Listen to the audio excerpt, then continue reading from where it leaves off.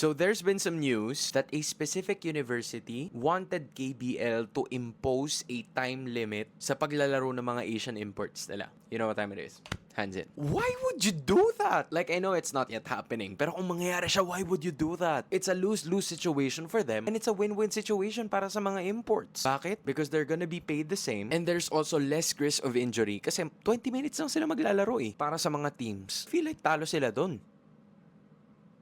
Because one, they can't make the most out of the fee. Because one, they can't make the most out of their import kasi merong 20-minute rule. Number two, kung ang laki ng bayad nila dun sa import, wala talaga sila mahuhuta. Sayang lang yung pera. Ang main reason kung bakit pinopose daw ito was because nahihinder daw yung growth ng mga locals na naglalaro sa KBL. Kasi pinapasok daw ng sobra yung mga imports. Which is something I don't really understand. Kasi silipin natin yung B-League, for example. B-League started na magpasok ng imports noong 2021. Back then, their FIBA World Ranking was number 42. Yun yung mga oras na si 3rd Ravenna pa lang at kukunti pa lang yung mga Filipino imports. 4 years later, when I checked the website kung ano na yung ranking ng Japan, they're at number 22. That's a 20 rank jump from 4 years ago. Sige, sabihin natin may mga Japanese players na nanggaling sa NBA kaya mas lumakas sila. Yuki Kawamura, Yudai Baba, Yuta Watanabe, Rui Hachimura. But get this, Yuta Watanabe chose to not stay with the NBA and play in the B-League because that's how good the league is.